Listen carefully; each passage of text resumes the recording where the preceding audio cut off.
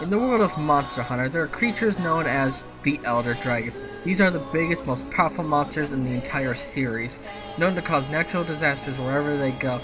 These are pretty much like the final bosses of Monster Hunter.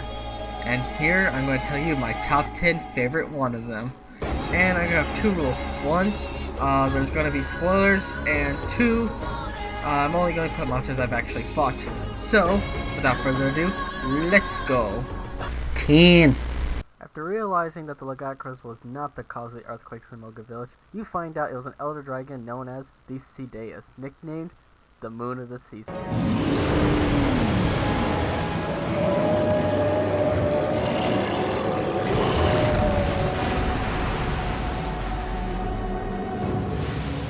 This majestic creature is awesome to look at with its luscious beard.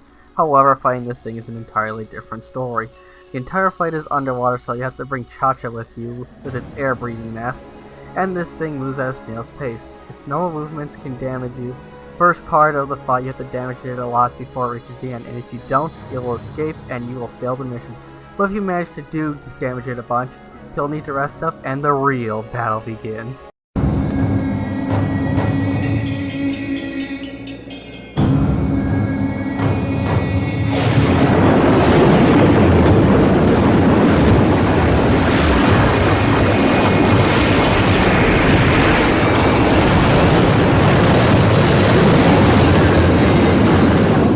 He can do dive attacks and has a water blast that fires in a cone shape. So the farther you are, the more reach it has. The battle area is full of ballista launchers and the Dragonator, making breaking its horns more easy. Even if you run out of time, and he will not recover health for some reason. Also, its subspecies, the Goldbeard, is considered to be the adult, while the regular is the juvenile. 9. God damn it, I can't seem to find number 9. Oh, there he is.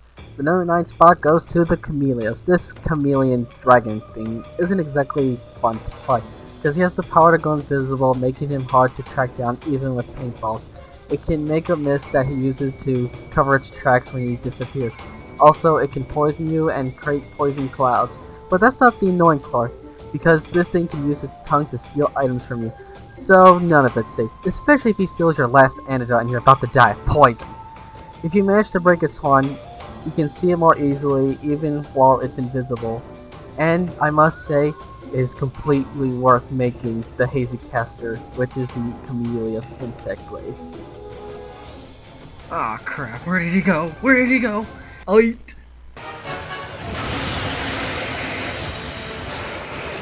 Yes, this guy is back, but since he was in my previous list that I did, I'm gonna put him at number 8. The Shagaru is the molted adult of the Gore, able to use virus attacks at massive powers and attacks with its wings, able to use a blast attack that is near impossible to dodge, and unlike its Gore counterpart, this thing can be blinded from flash bombs. Also, it's really awesome to look at when it goes in its enraged state. Yeah, but I think we're gonna need a bigger boat. Actually, scratch that. We're gonna need a bigger everything.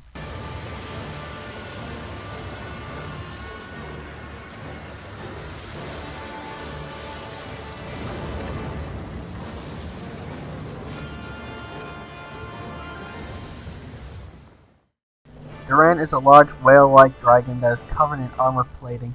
Its body is jagged and sharp, with spine-like protrusions on its forelegs and back. In addition to Doran's face features a single gigantic knife-like horn that extends several meters from its head, rather than a pair of horn-like tusks found on Gen Moran. Unlike its Gen cousin, this thing is clever because it can shoot spikes that will block you from your weapons, and while you're busy trying to break those, he'll swipe at you and send you flying. And this thing is able to jump over the entire boat. It uses body slams that will massively damage you and your boat. And let's not forget about the final showdown. This stage the gen is charging towards the boat, and you can run towards it or you can stay at the boat. If it gets too close, you can use the Dragonator. Then the epic music plays and pumps you up, and now it's time to finish this. 6. The Emperor of Ember rules over the volcanic areas with pride. Able to go supernova 100 seconds after being enraged. One of its attacks, he can spread ember scales and explode them when he snaps his jaw. Teostra's control over the fire element is speculated to come from its 2 curved horns. He is a user of the new Blast Blight, causing you to explode and take huge damage. Also, this thing looks really cool, and this is what I think would happen if the Ghost of Scar possessed Simba. 5. Yet another monster from my previous list makes it in.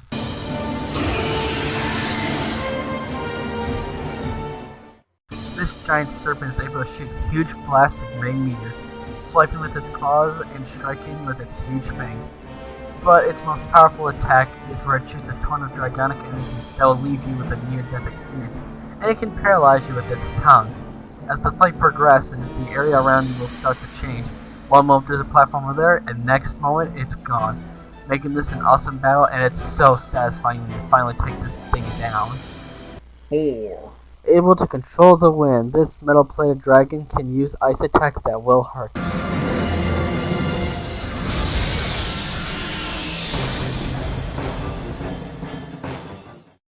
When enraged, its wind aura will become black, but you can weaken it with poison. Kushala has numerous horns lining on its head and sharp claws on each of its legs. Able to create tornadoes, this thing will knock you off your feet and blow you away. Since it's a metal-plated dragon, it does get rusted, so he has to shed its skin. 3.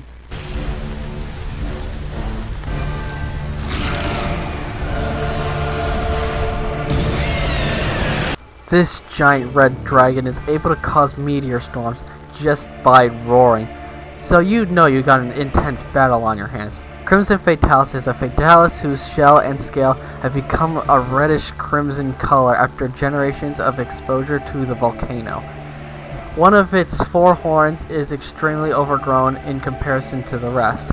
It can breathe torrents of flames and bombard from the air with fireballs. It can shoot a giant fire blast with a huge blast radius, often leaving you with blast blight.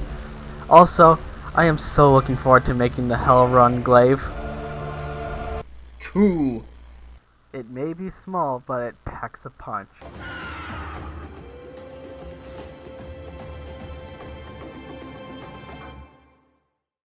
Kirin are most famous for their horns, as it is incredibly sharp yet fragile.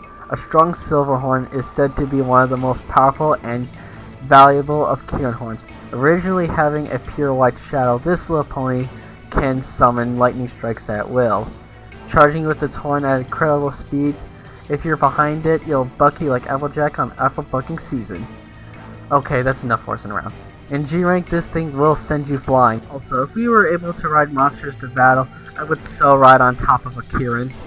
And the number 1 spot goes to the Gogmazios.